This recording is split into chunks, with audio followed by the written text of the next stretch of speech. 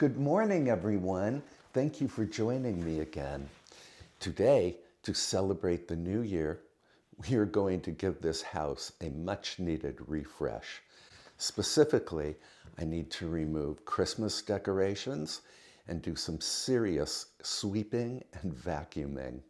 And to introduce a touch of spring, I think we should go out to the garden and grab some forsythia branches. Those branches will bloom in about 2 weeks' time in the warmth of this old house. And for a comforting fireside dinner, we're going to do a big pot of chili and some delicious buttermilk cornbread. Let's head into the parlor. This 10 feet tall balsam fir has brought me and my family 5 full weeks of joy. I will admit that I feel a little sad to see it go, but when Christmas is over, it's over.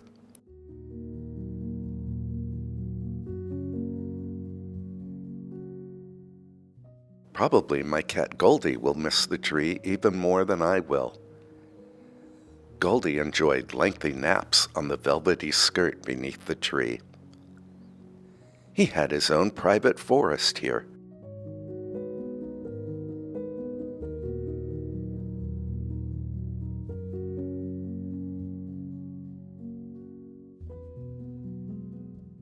I cherish every ornament in my Christmas collection.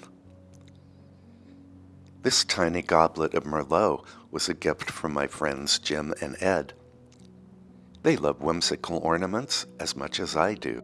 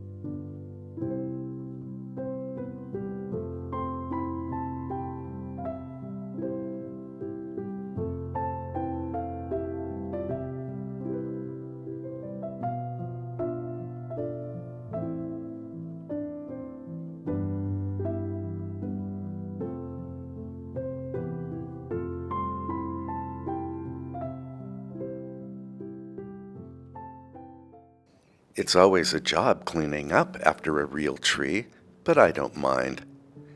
Bending down to clean up all of the fallen needles is terrific exercise. Poor Goldie. He's wondering what happened to his Christmas tree.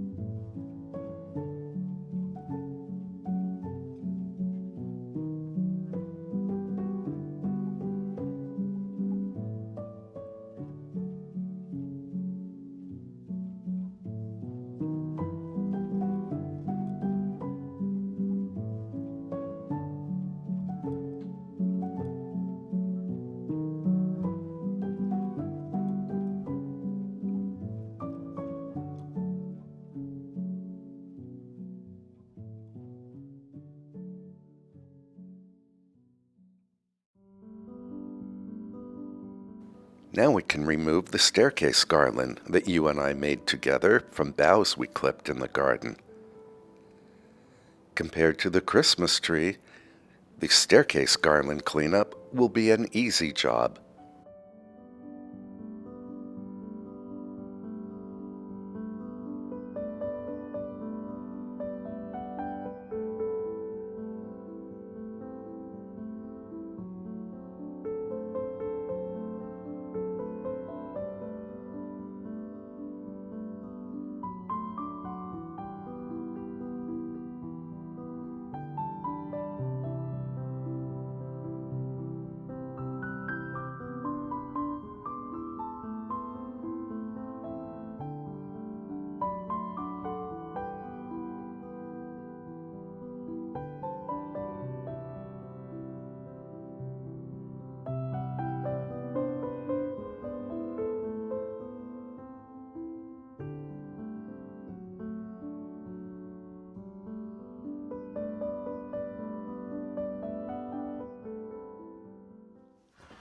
Well, that was some job, de-Christmasing the parlor and the staircase. But I love Christmas, and cleaning it all up after the holiday is just part of the joy. So now I'm going to start the chili. So I have diced onions from my garden that you and I froze. And I have a couple of nice ripe bell peppers that I need to dice. And I will put a link to the recipe I'm more or less following in the description below. It's a very cold day today, so it will be nice to have a big, comforting pot of chili for dinner.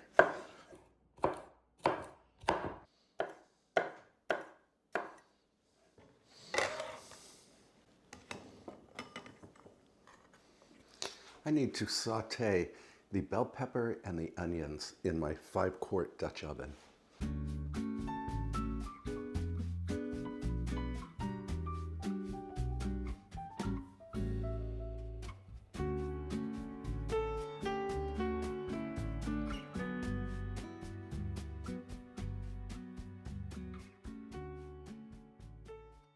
Now that the onions and peppers have softened, I'm going to add 2 garlic pucks. These are from homegrown garlic. 1, 2.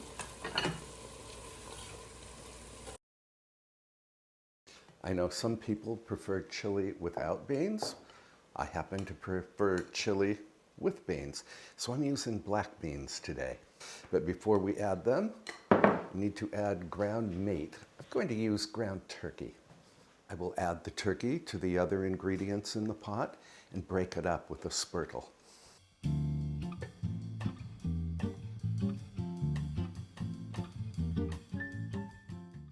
This chili smells wonderful already, and we are just getting started. Now that the turkey has cooked through, I'll add the rest of my ingredients. The black beans, diced tomate, tomato paste, because I love its sweet concentrated flavor, chili powder, a generous amount,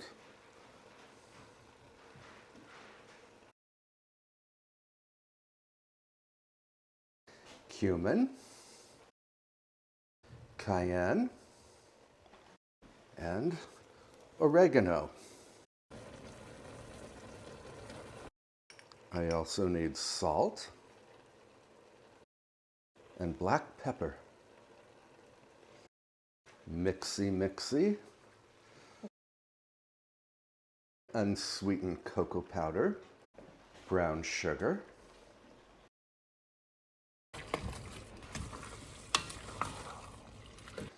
and beef stock.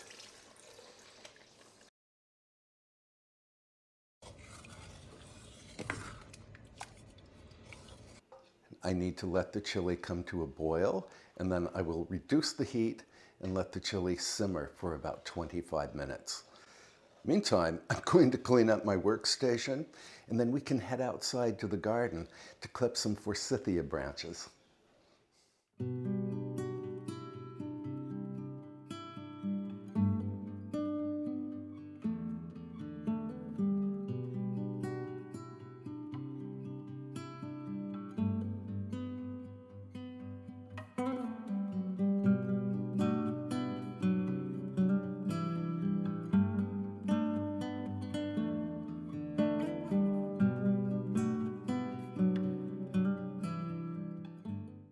Here are the forsythia branches, and I do want to put down this old landscaping fabric to protect my workstation. If I forgot to tell you, clipping forsythia branches is one of my New Year's traditions. I need water. Now, even though these branches are freezing cold, they only need 30 cumulative hours of below 40-degree Fahrenheit temperatures in order to be forced into bloom indoors. And we've certainly had more than 30 cumulative hours of cold weather here. So these will look like dead twigs in a vase for about 2 weeks, and then they will suddenly burst into golden yellow bloom. It's wonderful to see flowering forsythia in a window with a background of snow. And I'm trying to cut the stems at varying lengths just to create a sculptural effect.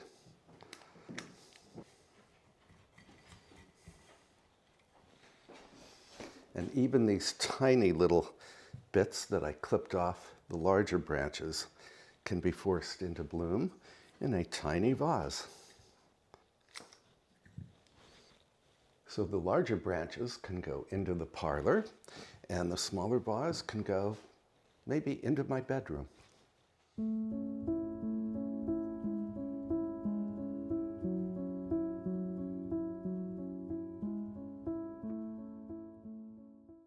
Going to get cleaned up here, and then we can move on to the buttermilk cornbread. And I forgot to mention that while my chili is simmering, I have the lid off the pot. This way, water can evaporate. I like a thick chili. I'm going to link the buttermilk cornbread recipe I'm following in the description below. Cornmeal, baking soda, baking powder,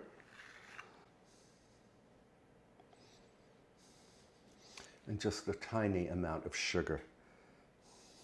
And then whisk.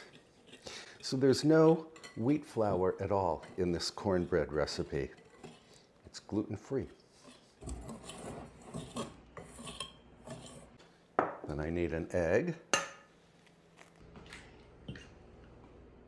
buttermilk. My New Year's resolution is not to spill buttermilk. I also need melted butter. Mine is melting in the microwave right now.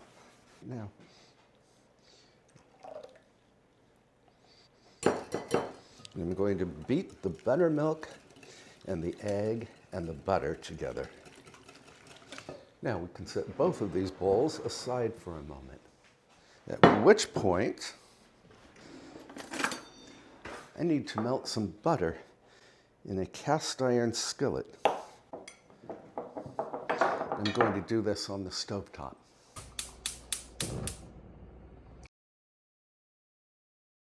And while the butter is melting in the cast iron skillet, I'm going to add the wet ingredients to the dry, and then whisk or stir this just until all of the cornmeal mixture is moist. I think a spurtle is what I want here.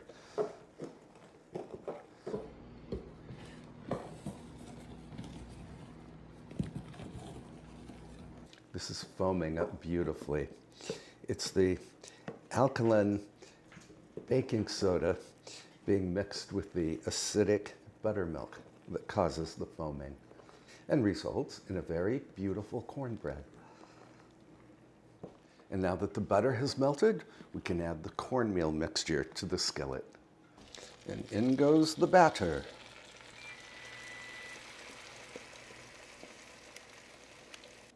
I will let the cornmeal cook for just 1 to 2 minutes on the stovetop, and then I will transfer it to my preheated 375-degree Fahrenheit oven for about 30 minutes.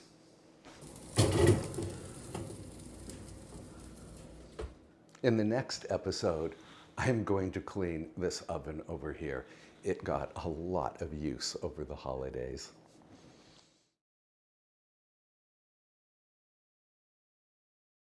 Unlike the cornbread that comes from a pre-made mix, this one actually smells like pure corn. I just love it.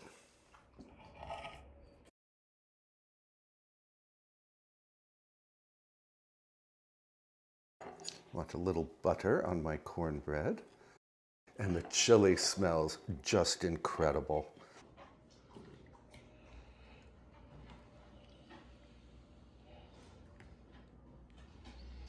I'm going to garnish the chili with a little sour cream and some shredded cheddar cheese. I've lit a fire in the parlor, so I am going to enjoy this humble meal in front of the fire.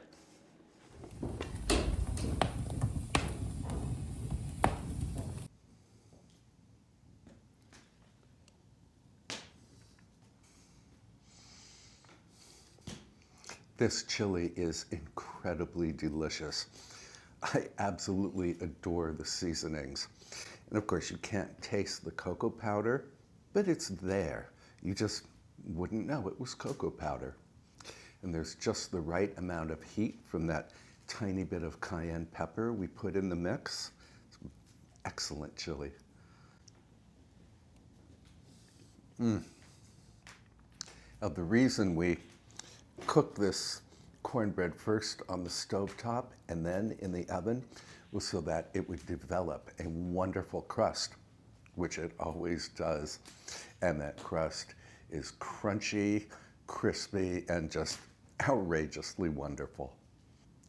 A clean parlor, a warm fire, forsythia branches set to bloom, and this magnificent chili and cornbread. Life is good. In the next episode, I'm planning a kitchen reset, and I will also make something delicious, maybe for afternoon tea, and I hope you will watch. And until then, please treat yourself very well. I can't wait to see you again. Bye for now, friends. I'm going to finish my chili and cornbread.